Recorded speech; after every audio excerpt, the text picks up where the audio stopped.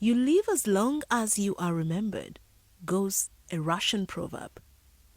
It is a saying that conjures hope of eternal life for some, but means little or nothing at all for some of those who toil in this wretched earth. This is Beka Lubwama's resting place at Manyi village in Mityana district.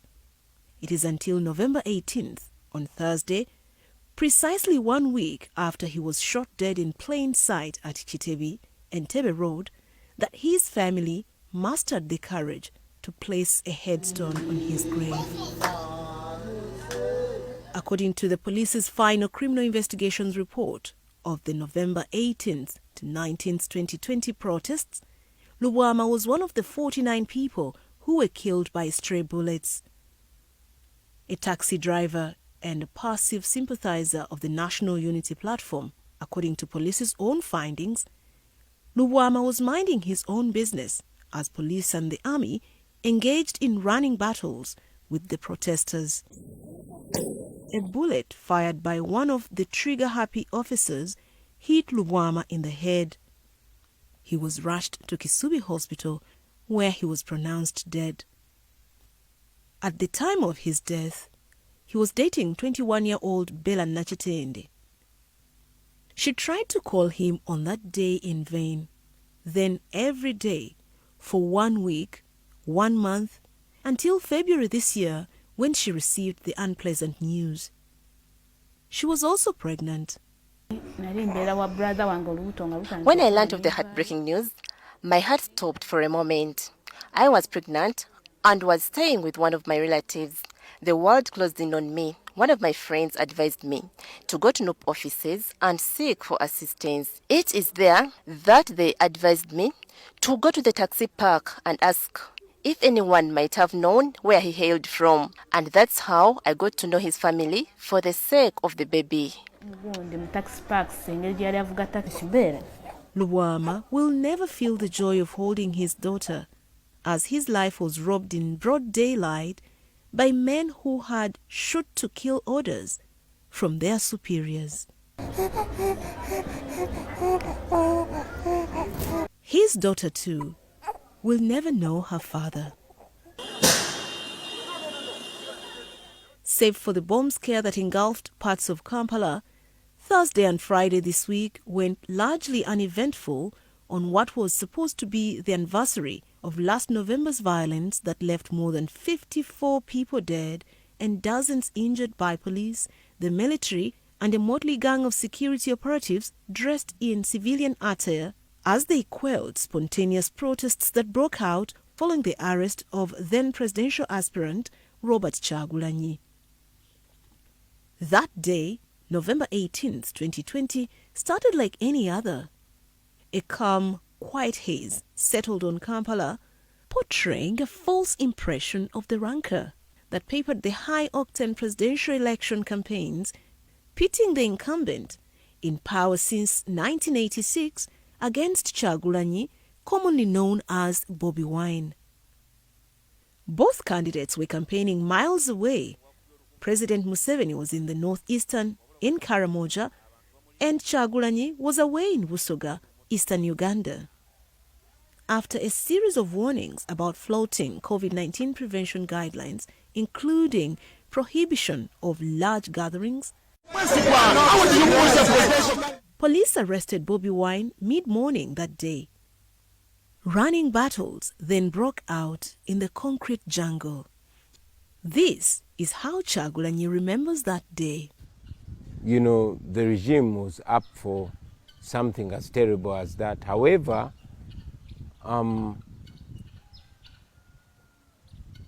in the beginning, they seemed to have a certain level of shame, where they would only kill 1, 2, or 3 people, although not in full glare of people, not with outright impunity. So we thought that they had a certain degree of decency, even in their indecency. He said the state was always itching for a fight, a trap they tried to avoid for long. Of course, people had always been protesting the brutal way that we were being treated throughout the campaign. But I must say, when I got arrested and taken away with zero communication, not from family, not from lawyers, I almost expected people to protest. Yes, but I did not expect that response. Kyagulanyi's entry into politics, first as Kyadondo East MP in 2017, and subsequently announcing in 2019 that he would challenge President Museveni in the polls, sent shock waves across the country. By the time of the protests in November, this shock had reached fever pitch. I was not surprised to see the regime blaming the victims. A few days later, I saw General Museveni come out chest thumping, congratulating his boys for a job well done. And he even went ahead to brag that he was in Karamoja when he was told that people were protesting in town, and he ordered the army to take care of that, which they indeed did. It wasn't surprising, and yet it's something that one can't really come to terms. 2 days of mayhem resulted into the death of 54 people, of which majority were non-protesters, going by police's own findings.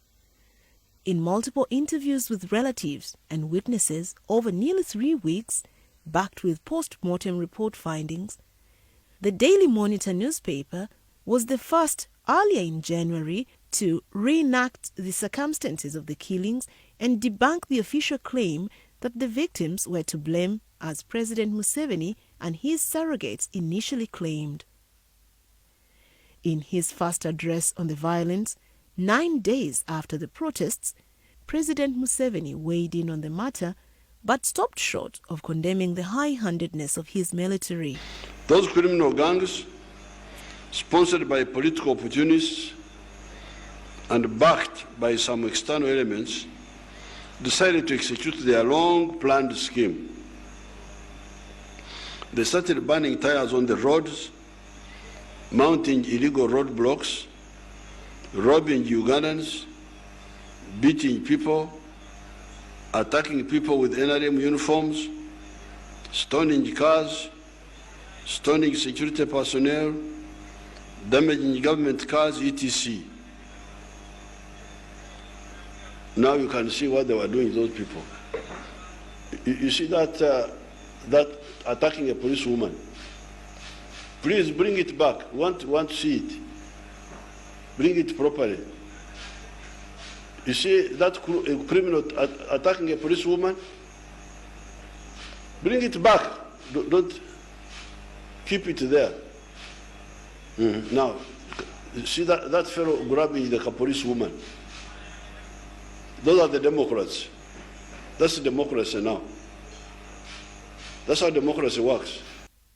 The president then directed police to investigate the clumsy incident where stray bullets killed a number of passers-by. He also asked that the findings be published. So that phenomenon of stray bullets should be audited. What was the original purpose of those bullets before they became stray? Because you see they strayed, that means they were supposed to go someplace and they strayed. But what was the original purpose? The final report has been ready for many months now, but no single errand officer has been held accountable. Speaking at police's weekly press briefings on Monday, this is how the force's spokesperson, Fred Enanga, responded.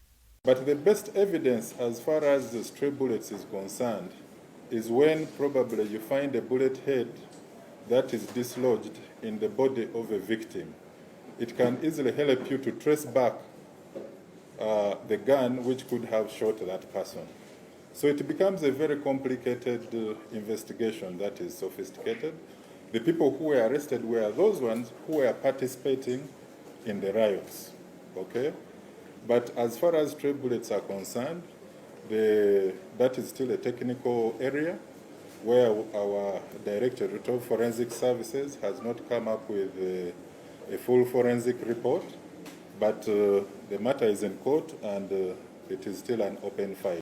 Enanga, who last year defended the actions of security as justified to quell riots, confessed that some criminal-minded elements exploited the volatile situation. Now, you cannot say that these were noob supporters. The persons whom we were countering were actually people who were involved in riots. They had blocked all roads, they were looting from people, and so on and so forth. And of course, we generated a report where 54 deaths arose from those riots and so on. According to police's 2020 annual crime report, the CCTV system installed in 2018 as part of President Museveni's 12 key points blueprint to curb high-level criminality was used as a policing tool during the protests. Captured rioters destroying property, burning tires on the roads and looting, and undressing women dressed in the yellow ruling NRM T-shirts. The report notes that many suspects involved were apprehended using the critical evidence from CCTV cameras. Those are the videos President Museveni called to be played, first in his address on the protests on November 28th, and during the address on the security situation in the country in February this year. Bring others.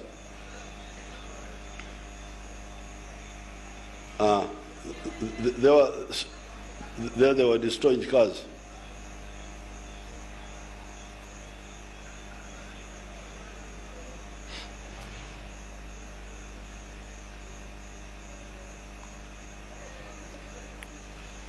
That's democracy. Democracy, oh yeah.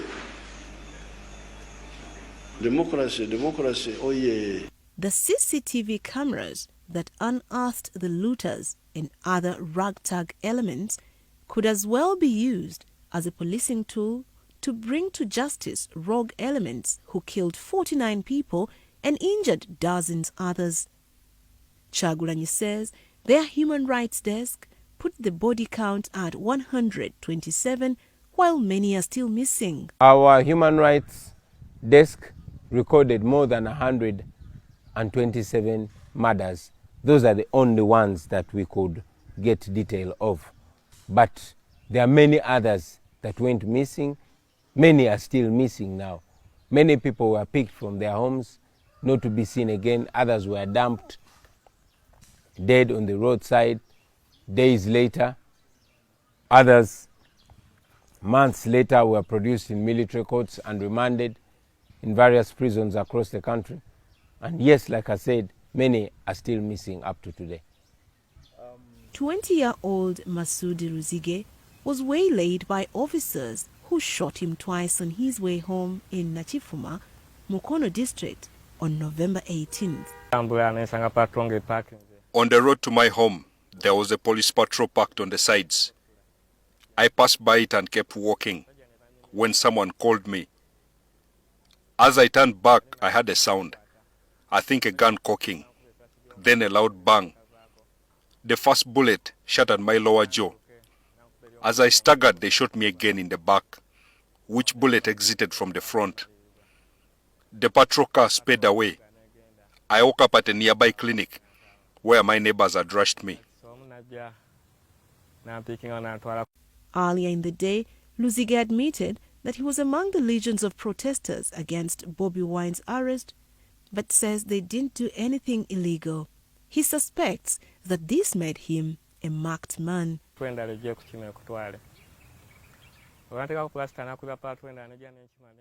the clinic, all the doctor could do was give me some first aid. He then called the police to evacuate me to a bigger hospital. They picked me at around 8 p.m., but instead they kept zigzagging around town until 2 a.m. when they dumped me at Molago Hospital. I think they wanted me to bleed to death, but they were unlucky. I might have been shot and my face disfigured, but my spirit is undeterred. We want a better Uganda, not one that works for a small group.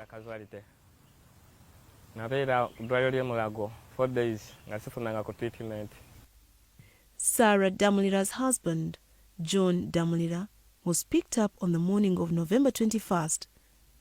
That is the last time she saw him.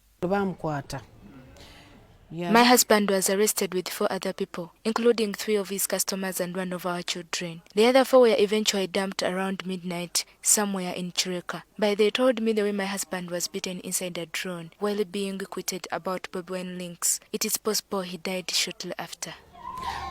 She is appealing to officials to at least return her husband's body in case he was killed.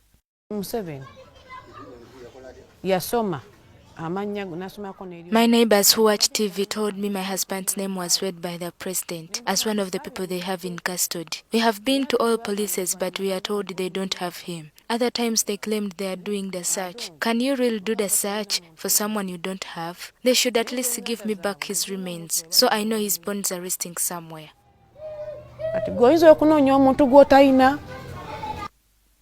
The search has weighed down the family financially. Venus Mugwanya has been tirelessly searching for Stephen Semwanga, who was his employee and was picked up at a food stall in Busega. But Serwanga, I've ever seen Serwanga once in a court, that is magistrate court.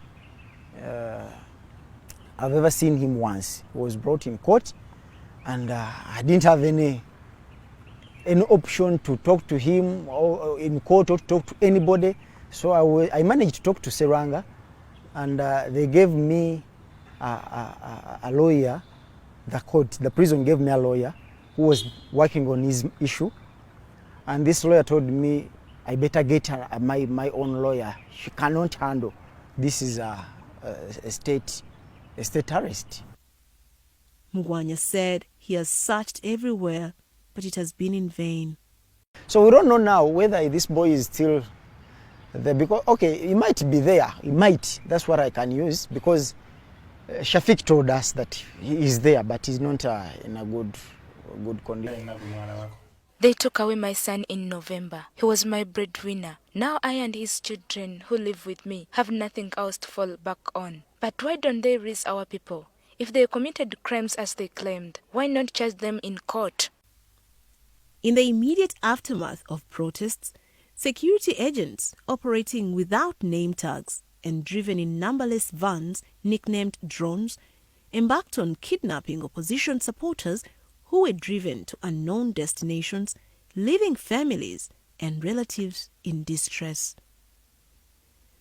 Many of those who returned to their families during the past months bore visible scars of torture. Some of those previously incarcerated, we have learned, were put to notice to keep out of the press. In his first address on security in February 2021, President Museveni ordered individuals still in military and police incarceration to be freed or their identities and whereabouts publicly disclosed. So therefore, the talk of disappearance should be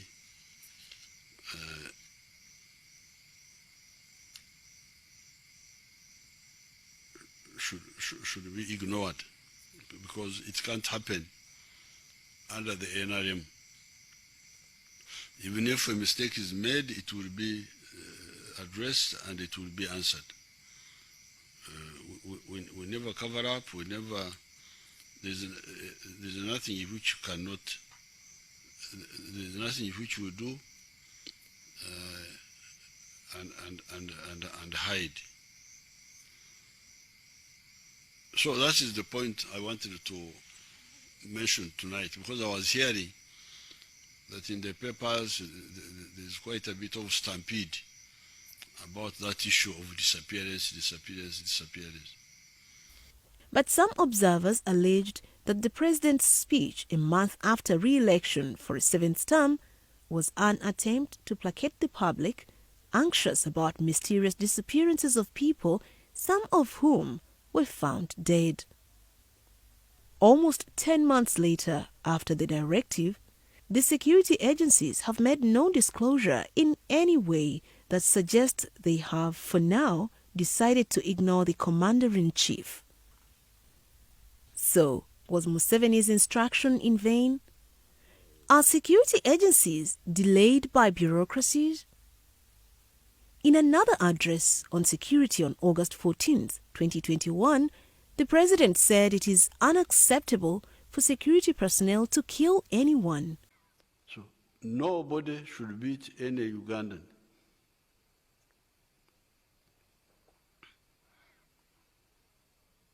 There should be no killing of any Ugandan for any reason other than war, other than when you are fighting, or if you are condemned by the court of law to be hanged.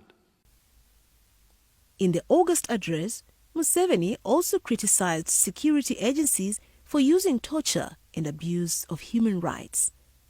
Kyagulanyi told NTV that the president's flip-flopping is a futile attempt at political correctness. It is only those that hold the guns that are believing illegally, and mainly because they think nothing will happen to them anyway.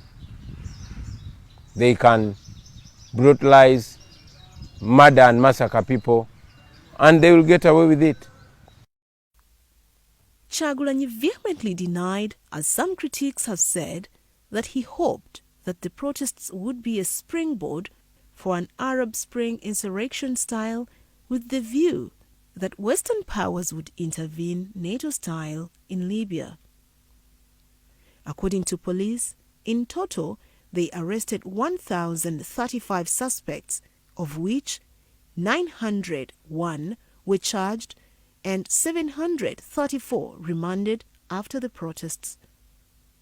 However, justice for those remanded, as for those who were killed, has been a slow, painful process, while the cash contribution that was promised for the families of people killed by stray bullets remains mired in bureaucracy. Information, ICT and National Guidance Minister Chris Baryomunsi told NTV that government remains committed to accountability. That yes, if you breach the law, if you just become lawless, if you are indisciplined, you are causing riots, destroying property, harming innocent citizens, then we should not just write it off. Then the law should take its course and the due process must be seen to work. But even on the other hand, if there are security officers who are errant, who could have also breached the law and exhibited some excesses, then also the law has to take its course and they should also be disciplined in accordance with the law. Uganda's history of violence is succinctly captured in the preamble of the 1995 Constitution. But such acts continue to stain the conscience